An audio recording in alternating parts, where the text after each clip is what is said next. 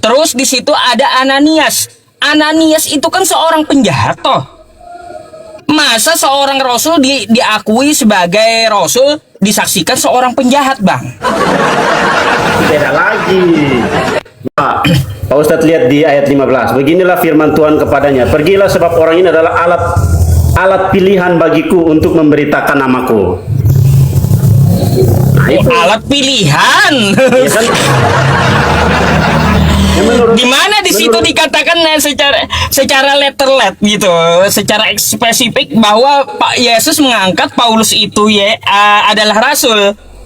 Yesus mengangkat Paulus itu adalah rasul itu sebagai alat pilihan katanya. Di situ kan sudah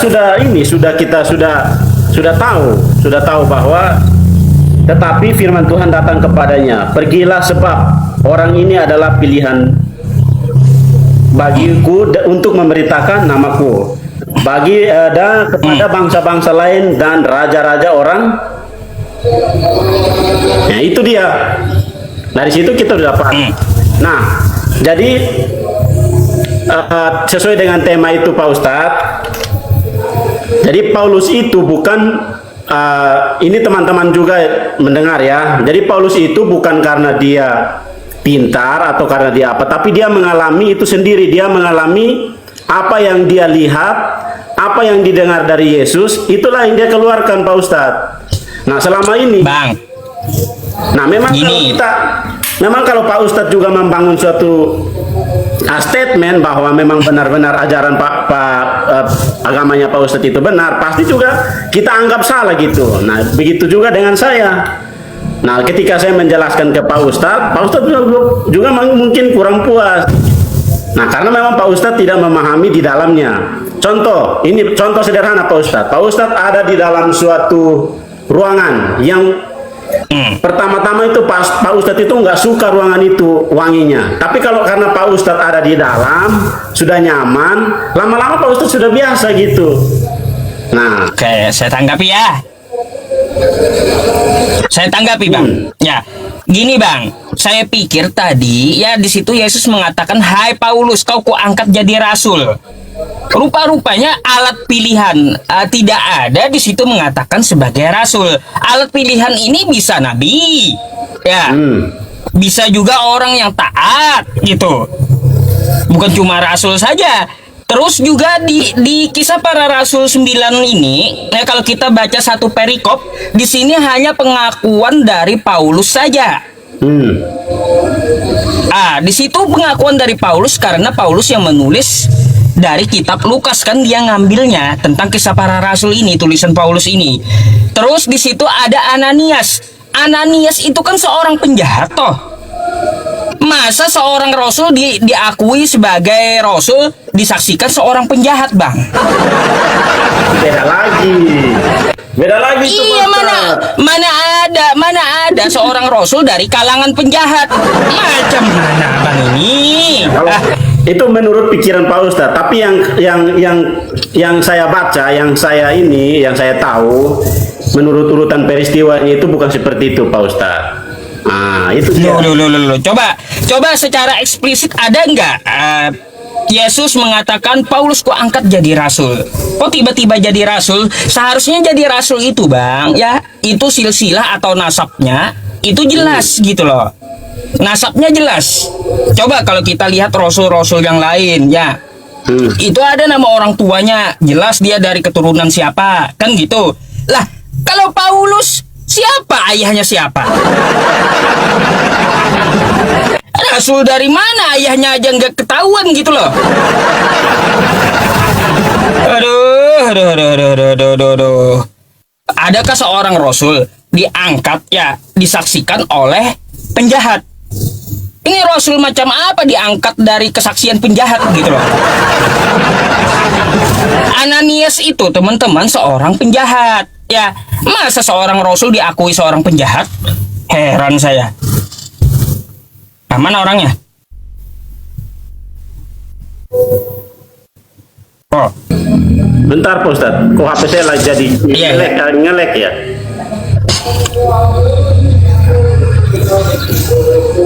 Gitu.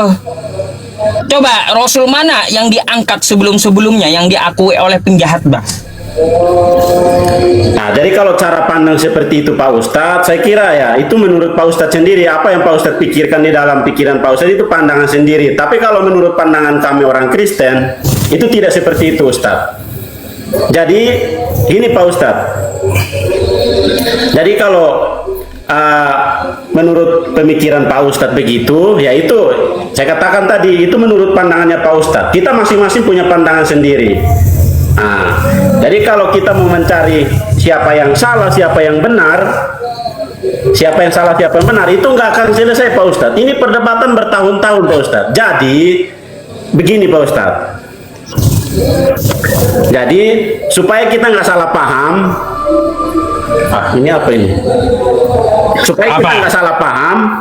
Nah, Pak Ustadz itu coba baca periko per periko, pasal per pasal itu, pahami alur ceritanya, pahami peristiwanya, apa yang dimaksud itu. Nah, itu Pak Ustadz. Jadi selama ini saya masuk di room sebelah juga begitu Pak Ustadz. Mereka main copot ayat sini, copot sana. Akhirnya ya pikirannya juga kacau. Nah, itu. Udah. Jadi begini Bang ya, kalau kitab Abang ini saya udah baca dari 9 tahun yang lalu dan selesai gitu. Makanya saya tahu Ananias itu seorang penjahat. Ya kan kita juga. Orang yang kagak baca aja gitu loh. Ya orang yang kagak baca aja yang mengira Ananias itu adalah saksi pengangkatan Paulus jadi rasul. Tapi apakah Ananias dari tokoh utama dalam? Coba gini. Ananias dari tokoh Gini. utama dalam cerita itu Bang? Coba kita lihat rasul-rasul sebelumnya. Kita pakai standar yang sama. Rasul mana yang diangkat oleh seorang penjahat saksinya? Bukan diangkat jadi seorang penjahat. Bukan gini, maksud saya. Rasul mana diakui, rasul mana yang diangkat menjadi rasul yang disaksikan oleh seorang penjahat? Jadi masih banyak ayat-ayat yang berbicara tentang kerasulannya si Paulus ini, Bang. Nah, itu di Galatia 1 juga begitu. Di surat-surat apa juga. Galatia 1? Nah, jadi seperti itu. Apa dikatakan di Galatia 1 situ? Ada nggak eksplisit si ini Yesus mengatakan dia diangkat dari seorang rasul? Karena kan yang selama ini yang menulis dirinya rasul itu Paulus sendiri, nggak ada orang lain, nggak ada pengakuan dari yang lain gitu, apalagi dari Yesus. Bang, kalau abang berpikir, kalau Pak Ustadz berpikir seperti itu, lihat ya Galatia 1, dari Paulus seorang rasul bukan karena manusia, juga bukan adalah seorang manusia, melainkan oleh Yesus Kristus dan Allah Bapa yang telah membangkitkan dia dari antara orang mati. Banyak ayat yang berbicara tentang kerasulan Paulus. Nah, kita kaji ini Bang. Kita kaji ini. Itu kan di situ katanya dari Yesus. Kapan Yesus menemui Paulus? Kalau di Kisah Para Rasul 9 tadi kan itu apakah betul Yesus? Kan bentuknya cuma cahaya tuh. Apa betul itu Yesus? Kan dia memberitakan firman Tuhan. Yang saya tanya sama abangnya, ketika Paulus berjalan di Damsyik, dia menemui cahaya dan mengaku itu adalah Yesus. Apakah diyakini kawan Kristen itu adalah Yesus? Kan ayat-ayatnya berbicara, akulah Yesus yang engkau aniaya itu. Paulus dengar suara itu. Itu dia. Gitu. Berarti itu Yesus turun kedua kalinya gitu. Bukan kita kalau mau membatasi bentar dulu. Bisa. Karena gini, Yesus berkata dia akan turun datang kedua kalinya. Iya, tapi kalau dia turun kalau dia turun sama Paulus, ya berarti Yesus nggak akan turun lagi gitu. Bukan turun kedua kalinya. Kalau turun kedua kalinya itu dalam nubuatan belum terjadi. Itu yang dijanjikan Yesus. Tapi ini berarti cahaya ini bukan berarti Yesus dong, Mas. Itu pikiran Pak Ustadz. Yang diceritakan di situ adalah bagaimana Paulus itu melihat sebuah cahaya yang tiba-tiba membuat dia buta, dia tersungkur, dan dia dengar suara. Dia dengar suara itu. Ya, dia dengar suara itu bilang apa? Itu akulah Yesus yang engkau aniaya. Nah, itu dia. kayak Bukan gini, berarti- kalau Anda memaksakan, bukan berarti kalau Anda bukan, dengar dulu Pak Ustadz, bukan berarti saat itu Paulus ada di Tuhan Yesus datang kedua kali di situ, bukan berarti itu tidak disebutkan dalam situ bahwa aku datang, enggak, tapi itu dalam penglihatannya Paulus, itu Paulus alami sendiri. Nah itu dia dalam baik, saya tanggapi ya. Yesus mengatakan dia akan datang kedua kalinya. Kalau teman-teman Kristen meyakini cahaya itu adalah Yesus, pertama, Yesus nggak akan datang lagi berarti. Itu satu. Karena Yesus hanya mengatakan dia datang kedua kalinya, 2 kali saja dia turun. Kalaunya cahaya itu yang menemui Paulus itu adalah Yesus, berarti Yesus tidak akan turun lagi setelah ini. saya nggak bisa Nah, kalau diakui teman-teman bahwa itu bukanlah Yesus, itu adalah iblis. Karena apa? Karena malaikat pun bisa menyamar menjadi cahaya yang terang, kan gitu. Iblis pun bisa menyamar menjadi cahaya yang terang. Itu kata Paulus sendiri, kan seperti itu. Nah, kalau tidak diyakini oleh kawan-kawan Kristen, maka gugur kerasulan Paulus dan itu bukan Yesus, dan ditunggu aja nanti Yesus turun kedua kalinya. Nah, ini serba dilema kawan-kawan kita di sini. Mau pilih yang mana? Mengakui Paulus rasul tapi Yesus nggak turun lagi, atau tidak mengakui Paulus rasul dan ditunggu Yesus datang 2 kali? ya, kalau itu pemahaman Pak Ustadz, saya tidak terlalu mempermasalahkan pemahaman Pak Ustadz. Tapi yang jelas bahwa begini Pak Ustadz, apa yang sudah tertulis di dalam Alkitab, apa yang sudah dialami oleh Paulus bahkan rasul-rasulnya, itu adalah kejadian yang nyata yang pernah terjadi. Bukan karena dia berspekulasi atau bukan karena dia mengklaim, bukan. Itu adalah sejarah yang pernah terjadi. Makanya bahkan itu orang-orang pun itu benar-benar manusia, bukan dia ngaku-ngaku dia nabi atau dia rasul baru dia nulis seperti itu. Bukan. Ini orang-orang yang mengalami itu sendiri, mengalami penglihatannya bagaimana dia ketemu dengan Yesus. Bahkan Pak Ustadz, orang-orang yang murtadin, yang orang-orang yang keluar dari seberang juga bersaksi seperti itu. Mereka lewat mimpi itu diguncang terus. Itu teman saya Pak Ustadz. Teman saya nanti dia tuh imam di, minta maaf ya teman-teman, imam di masjid.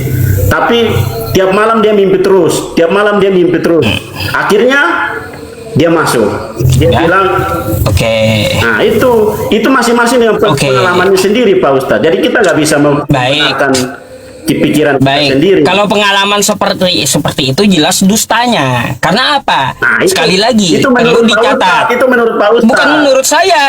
Menurut Yesus dia turun 2 kali. Jadi kalau ada murtadin mengaku pengalamannya Yesus turun melalui mimpi atau turun menemui dia ngasih Alkitab, itu tahayul. Bagaimana Pak Ustadz?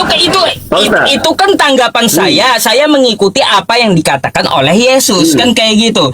Dan begini juga Pak ya, coba kalau kita lihat ajaran Paulus dengan ajaran Yesus itu jauh beda gitu. Mana orangnya Pak?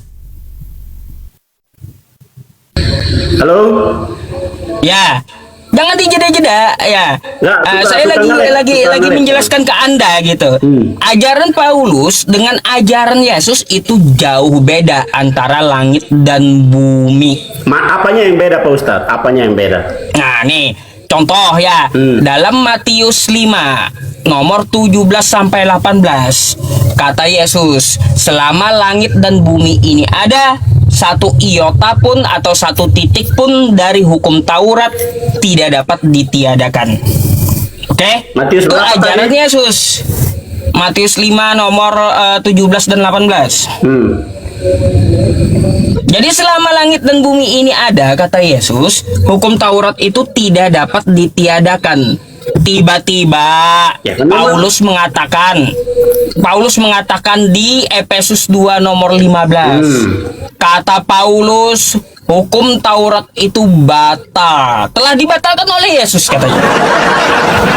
Enggak juga. Nah, coba Anda baca dulu dari Matius 5 nomor 18 sampai nomor 17 sampai 18, habis itu ke Efesus 2 nomor 15 coba. Efesus 2 nomor 15.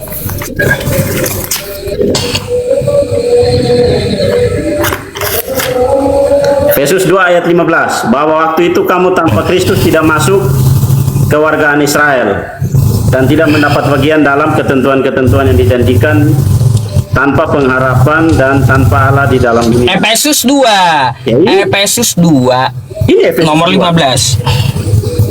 Gini, saya aja yang bukain dah. Nah, ini- Kemana-mana Anda itu. Ini perhatikan dulu ya teman-teman ya. Nih, abang perhatikan dulu. Nah, Matius, ya Matius 5 nomor 17. Jangan kamu menyangka bahwa aku datang Iya. untuk meniadakan hukum Taurat atau kitab para nabi. Aku datang bukan untuk meniadakannya, melainkan untuk menggenapinya. Karena aku berkata kepadamu, sesungguhnya selama belum lenyap langit dan bumi ini, satu iota atau satu titik pun tidak akan ditiadakan dari hukum Taurat.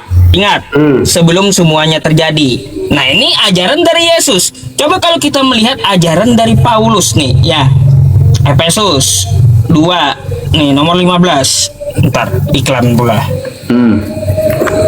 Bentar ya bang ya. Iklan pula. Kitabnya ada iklan nih, ntar. Nih.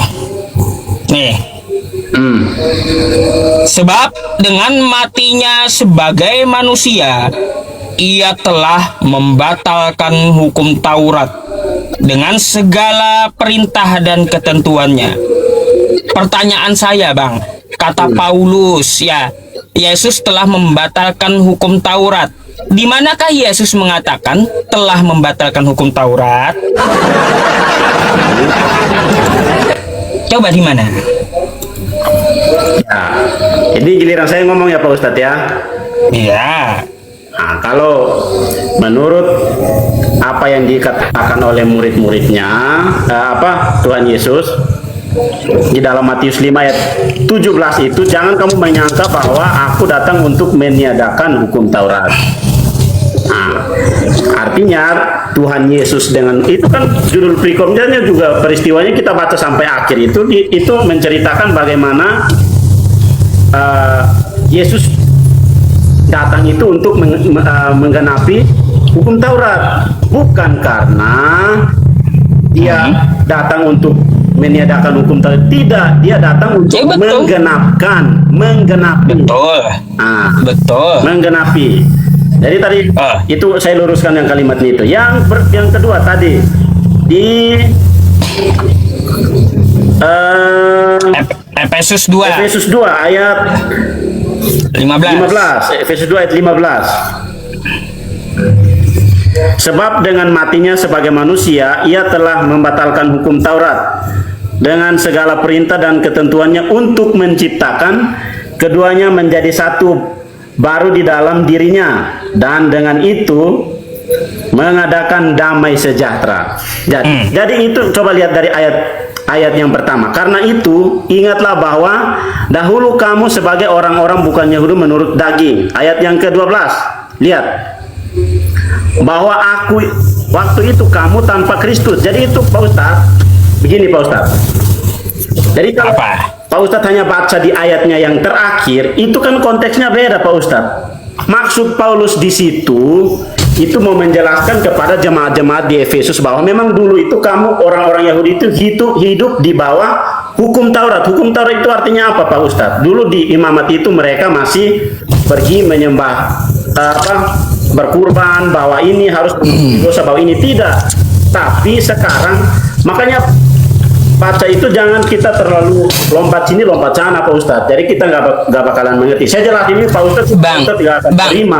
bukan itu konteks yang saya tanyakan. Yang saya pertanyakan, sejak kapan Yesus itu membatalkan hukum Taurat sesuai yang dikatakan oleh Paulus? Dia tidak membatalkan hukum Taurat. Lalu kenapa Paulus ngomong membatalkan hukum Taurat Yesus tuh? Bukan seperti itu konteksnya Pak Ustadz. Tapi tadi kan pertanyaan Pak Ustadz begini, sejak kapan Yesus membatalkan hukum Taurat kan? Iya, sejak kapan?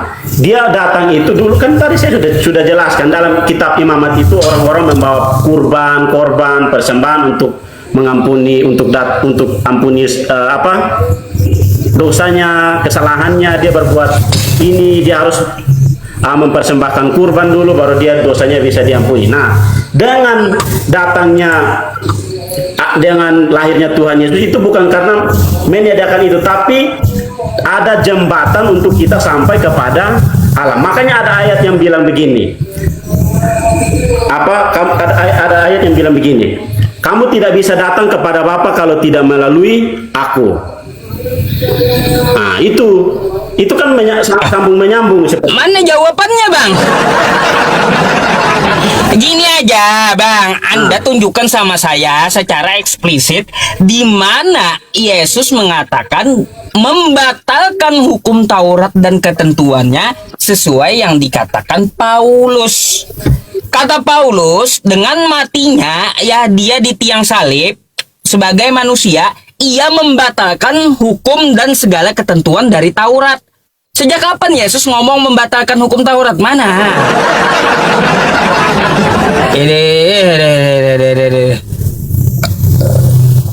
Yang kita cari itu Yesusnya loh. Ya, Yesusnya ngomong dia telah membatalkan hukum Taurat dengan matinya dia sebagai manusia. Kesana kemari dia bahasnya.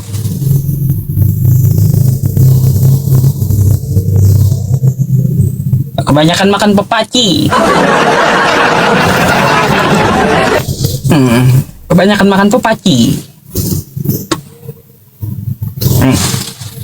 Bau-bau ini nih. Bau-bau ini nih kayaknya nih.